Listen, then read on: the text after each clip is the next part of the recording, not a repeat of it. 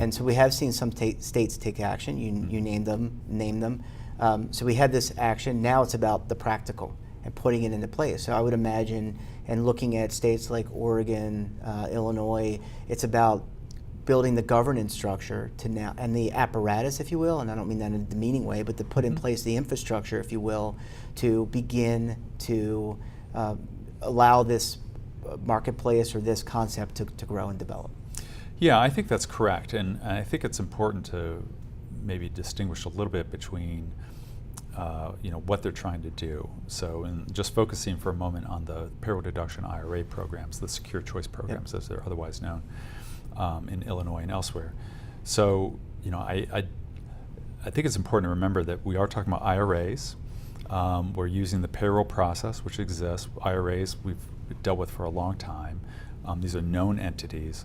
It's really, using the state's sort of power of saying, you will be in this program unless you opt out. That's a little bit different. But a lot of the other elements are very similar, and the industry knows. I think what the difficult part is that we've relied upon employers, not just for payroll for the traditional pensions or 401ks, but also to be the communicators, the educators, to answer the questions that people have.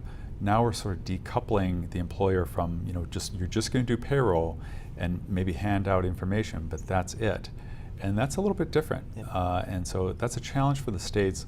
I think it's a challenge for the industry, but I think it's also an opportunity. And I think this is where you can have a great partnership between industry and the states, perhaps even the federal government down the road, if there's a federal solution down the road, to sort of work together to address these challenges and really impact coverage in a meaningful way. And you really, our firm does a lot of record keeping and administrative searches, but record keeping is not just record keeping. There's custody work, there's selecting the investments, there's the communications that you talked about. So all that has to be built into your earlier points about into this process, and I think that's kind of where the rubber meets the road. So step one, pass the legislation, get it signed, and now it's about let's practically apply what was created and make it work, I think. And that's where bringing in together industry solutions along with the government is going to make it successful. And I think the same point holds for the marketplace approaches as well, that it's not just about building a website and they will come. Yeah. I think the opportunity there, even though it's still a voluntary program, that you don't have the coercion or the requirement of the payroll deduction auto IRAs, but the state has an opportunity, in this case Washington State and New Jersey, to use the bully pulpit to bring small employers together with financial service providers.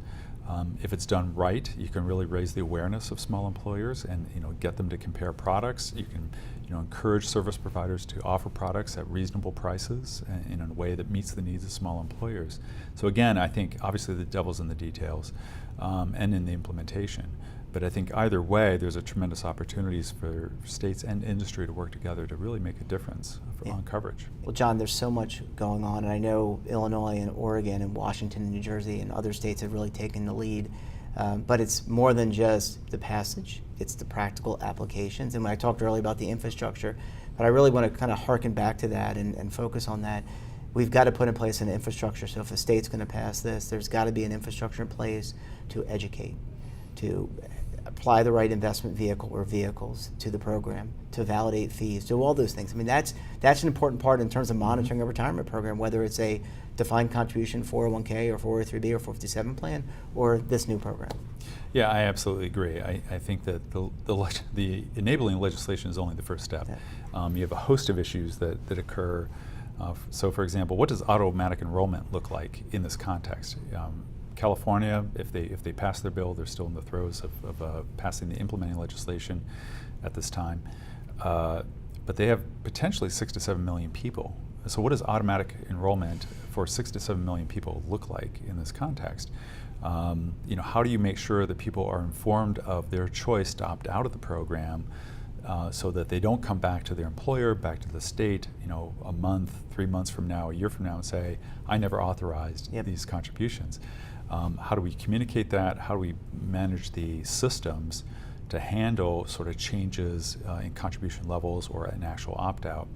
And so, this is where there's a great opportunity for the industry to sort of, sit down and talk to state officials who, do want to talk to industry. And I think at the end of the day, what needs to happen is an understanding of, how can the states, because we're talking about, almost a half a dozen states that have passed this legislation for auto IRAs. How do we get greater standardization across the states so that the service providers have more of a common denominator to work with? And then at the same time, how can industry present more standardization, more uniformity in the kinds of products or services that they would offer to the states or through the states?